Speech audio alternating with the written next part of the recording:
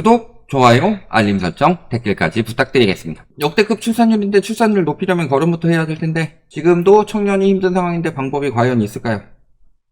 저희가 늘 말씀드리지만 결혼 출산은 경제적 문제가 가장 크다고 그랬습니다. 이번에 홀인율에 대해서 분석한 기사가 있는데 급등한 집값 MB 시절까지 되돌리면 혼인 건수가 25%가 증가한다. 그래서 작년 중위 가격이 3.6억이면 2010년에는 2.3억이었다. 이렇게 내리려면 37%를 내려야 하고 집값 37%를 내리면 혼인은 25%가 올라갈 것이다.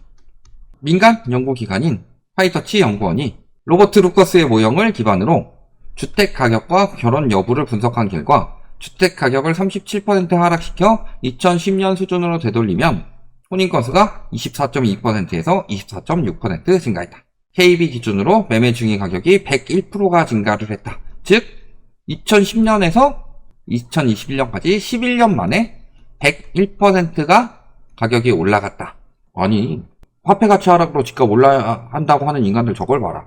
2010년부터 2021년까지 물가가 2배 올랐어요? 근데 집값은 저렇게 올랐어요? 그러면은 저거는 오버슈팅 된 거죠. 물가보다 과잉돼서 많이 올랐으면은 거품이죠. 그래서 그 부분이 떨어져야 된다라고 저희가 주장하는데 화폐 가치 하락으로 더 오른다. 이딴 이야기하고 있어요. 아까 뭐 도쿠카와 이에야스인가? 하는 아이디 들어와서 난리 쳤잖아요. 말도 안 되는 소리 하고 있는 거죠. 화폐 가치 하락보다 더 많이 올라간 것을 거품이라고 합니다. 거품은 모르겠고 화폐 가치보다 더 많이 올라갔으면 그게 당연한 거다라고 생각하는 거는 본인의 능지를 좀 의심해봐야 됩니다. 능지처참이라고 하죠. 능지가 처참한 수준이라는 소리예요. 그러니까 굉장히 많은 거품이 쌓인 거고 이게 정상화가 돼야 되는데 10년간 혼인 건수 급감 원인을 이 이유로 지목을 했다.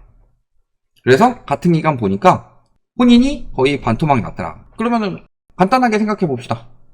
결혼을 하면요 내 집 마련. 요즘에 이런 이야기 많이 하죠. 부모님이 집 해줘야 된다. 안 그러면 결혼 안 해.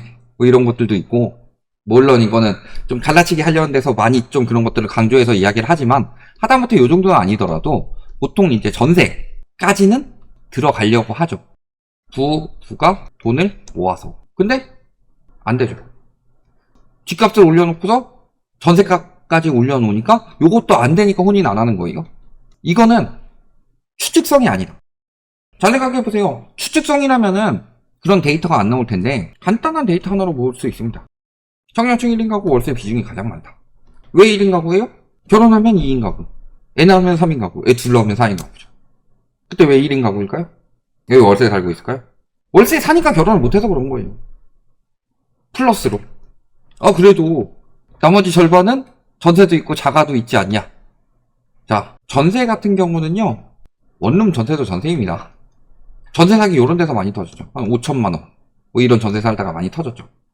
또 자가 같은 경우는요 물론 이번에 92년생이 풀 대출로 압구정현대 80억에 샀다 뭐 이런 경우도 있겠지만요 자가 비중 적지만 이 자가 비중 중에는 그것도 있다. 가구수가 언제 많이 늘었다고 그랬어요? 2020년에 왜 많이 늘어났어요? 1에서 6월까지 양도세 중과 한시적 완화했죠. 그러면서 보통 한 20만 가구씩 증가했었는데 이때 한 60만 가구가 갑자기 확 늘어난다. 즉 명의 분산이죠. 그러니까 문재인 정부 때 서울 공급이 가장 많았는데 서울 가구수가 엄청 늘어난 이유는요 명의 분산 때문이에요. 근데 말만 4인 가구를 1인 가구 넷으로 나눠가지고 가구수를 4배 늘렸지만 실질적으로 거기는 다 한 집 살아요. 그러면은 수요가 늘어난 거예요. 근데 그런 걸 가지고 공급 부족이라고 이야기를 한다. 그러니까 늘 이야기를 하죠. 공급 부족 같은 소리 하고 있다고. 말 같지도 않은 소리 하고 있는 거죠. 지금도 뭐 집값 계속 올라야 된다. 서울엔 수요가 몰려서 집값 올라야 된다. 아까 그 이야기 그대로 가봅시다. 서울에는 수요가 몰려서 집값이 오르니까 계속 오를 거니까 서울집 사세요. 되게 말도 안 되는 소리가요. 본인들이 지금 뭐라 그래요? 양도세 부담 심해가지고 집 안 판다. 종부세 부담 심해가지고 집 보유하기 너무 힘들다. 은행 이자 비싸가지고 내 집 마련하기 너무 힘들다. 내 집 마련했는데 이자 내는 게 너무 힘들다. 우리 좀 도와달라. 이렇게 이야기를 하는데 세입자 사정은 생각 안 한다니까요. 세입자 지금 전세 연체가 어마어마하게 늘어나고 있고 그 이유는 전세 이자 부담이요 코로나 전에 비해서 2배로 늘었어요. 그러니까 세입자한테 부담 다 떠넘기는데 되게 쉽게 이야기해서 본인들은 이거저거 부담되는데 세입자들 부담되는 부분은 생각 안 하고 수요가 몰릴 거니까 계속 올라간다. 이딴 소리 하고 있어요.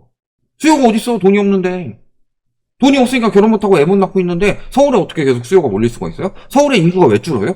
집값 때문에 줄어요. 그게 워낙 거품이 어마어마하게 심해져서 지금 어느 수준이다? 아까 데스메탈 뮤지션님이 말씀하신 것처럼 미국 석학이 한국 망했다고 하고 있다. 큰 전염병이나 전쟁 없이 이렇게 낮은 출산율은 살다 처음 본다. 72년을 사셨는데 그 전에 부분에 대해서도 연구를 하셨을 텐데 충격적이다. 국가 비상사태다. 지난해 4분기 출산율 0.65명이었고 1분기 기준 가장 낮은 수치인 0.76명이다. 서울은 0.6도 안 됐어요. 그러면 끝난다. 자, 흑사병 이전의 세계 인구는 4억 5천만인데 1억 명이 줄었다. 즉 5분의 1이 날아갔다죠. 흑사병이 진짜 역대급 질병이라 인구의 5분의 1이 날아갈 정도로 심각한 질병이었다. 타노스, 핑거스냅 한 번이면 2분의 1이 날아간다. 한국 출산율 지금 4분의 3이 날아가고 있다. 흑사병이라니 뭐. 우리나라 출산율은 흑사병 따위에 비교할 정도가 아닙니다. 서울 0.5명대 찍었어요. 0.5명대면은 둘이서 0.5명 낳는다. 넷이서 하나 낳는다. 인구 4분의 1 토막 난다. 타노스 더블. 어딜 흑사병 따위랑 우리나라 출산율을 비교를 합니까? 흑사병 따위는 비교가 되지 않습니다. 물론 흑사병은 굉장히 단기간에 인구가 줄어든 거고 우리나라는 이제 서서히 죽어가는 그런 차이는 있겠지만 그 이유는 돈의 가치가 삶의 우선순위인 점. 아이를 갖는 것은 몹시 나쁜 경력이다. 왜? 경제적으로 불리하니까. 경제적으로 굉장히 불리할 수밖에 없죠. 예를 들어서 지금 본인들 생각을 해봅시다. 그 지금 MZ세대라고 하죠? 지금 한 20, 30대에 낳아야 되는 그런 나이 혹은 뭐 40대까지 나이를 생각을 해봅시다. 자기 힘으로 내 집 마련할 수 있는 사람 상위 몇 프로나 될까요? 결국엔 부모님 도움 받아야 되죠. 그럼 내가 애를 낳았을 때 애가 성인이 됐을 때 자식도 못할 거라는 건 거의 확정 사실이죠. 근데 나 먹고 살기도 힘든데 나중에 자식한테 집을 어떻게 해? 거기에 교육비 많이 들죠? 양육비비 많이 들죠? 교육비 왜 많이 들어요? 선생은 많은데 애들은 적거든. 애들이 많을 때는요 박리 다매가 가능했는데 지금 출산율이 떨어져서 애들이 적으니까 한 반에 한두 명, 많으면 10명, 진짜 많은 데는 10명까지도 뭐 한 반에 넣는 경우도 있긴 한데 보통 많아야 한 대여섯 명이죠. 이런 학원들 태반이에요. 엄청 많아요. 그러면 학원비 비싸다 생각하기 전에 한 반에 2명이라고 생각을 해봅시다. 2명씩 풀로 뛰면요 선생님 하나가 하루에 한 2반 정도 맡을 수 있습니다. 담임으로. 그러면 월수금 화목토 하면 4반이죠. 4반 맞는데 2명이라고 해봅시다. 한 30만원씩 낸다고 해봐요. 단가라고 하더라도. 60만원? 120만원? 240만원이에요. 그 240만원으로 원장도 먹고 관리비도 내고 학원 선생한테 월급도 줘야 돼요. 그럼 30만원이면 말이 안 되죠. 40만원 받으면 50만원 받으면 50만원 받아도 400.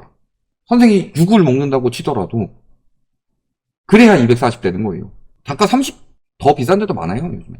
근데 240이면 월급 제대로 받는 거예요? 그러니까 교육비도 많이 올라갈 수밖에 없죠. 물가가 계속 올라가죠. 내가 이렇게 먹고 살기 힘든데 결혼 어떻게 하고 출산은 어떻게 해? 그러니까 2010년까지는 떨어져야지 혼인율이 한 25% 늘어나고 2015년까지 떨어져야지 출산율이 늘어날 것이다. 이런 분석들이 계속 나오죠. 왜? 경제적 문제가 가장 크니까. 주거 안정이 안 되는데 어떻게 애를 낳아요? 해도 중지가 있어야 애를 낳는다고 하잖아요. 어쩔 수가 없는 거다 그거는. 흑사병 이상의 인구 감소가 일어나고 있으면 이건 국가 비상사태로 잡아야 되고 이거를 최우선으로 해야 되는데 건설사 안 무너지게 살리려고 하다 보니까 뭐가 되겠어요? 디레버리징 빨리 해야 된다고 화면에서 그렇게 경고했는데 정부에서 뭐라 그래요? GDP보다 가계부채 증가 속도를 줄여서 GDP 3% 올라가면은 가계부채는 2%만 늘려서 천천히 잡겠다. 그러면 GDP 대비 가계부채 천천히 잡는 동안 출산율은 곤두박질 칩니다. 이게 현실인 거고 결국에는 해외에서도 계속 경고하고 있어요. 우리나라뿐만이 아니라 해외에서도 경고하고 있고 우리나라 연구기관도 이야기하고 있고 한은도 연구에서 이야기를 하고 있고 다 집값을 잡으면 출산율이 올라갈 것이고 우리나라 출산율은 지금 지옥 수준이다. 전쟁과 질병 이상의 인구 감소가 일어날 출산율이 나오고 있다. 이렇게 경고하고 있는데 윗대가리들만 모르는 건지 아니면은 매국노인 건지.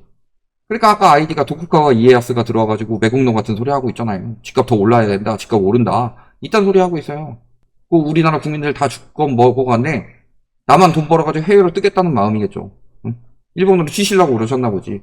근데 그렇게 난리치는 본인의 조국 일본이 어떡골랐냐. 디레버리징 똑바로 못해가지고 일본이 지금 심각한 디플레이션을 수십 년째 맞이하고 있는데 일본 따라가려고 하냐. 미치지 않고서요. 그러니까 저희가 일본식 붕괴 계속 일어난다고 하는데 계속 따라가고 있어요. 자, GDP 대비 가계부채 미국, 유럽은 빨리 디레버리징 시켰기 때문에 지금 집값이 다시 칠 수 있는 겁니다. 일본 그래요? 붕괴될 때 SOC 사업 살렸죠. 그 다음에 집값 거품으로 인해서 출산율 찌고 있죠. 인구 감소 심각해지고 있는데 그 와중에 공급 부족 운운하면서 공급 늘릴 생각이나 하고 있죠. 다 일본에서 했던 짓거리 그대로 따라하고 있어요. 근데 문제는 우리나라는 일본처럼 느긋하지 않고 빨리빨리의 민족이기 때문에요. 출산율 곤두박질 치는 거는 일본보다 훨씬 빠르다.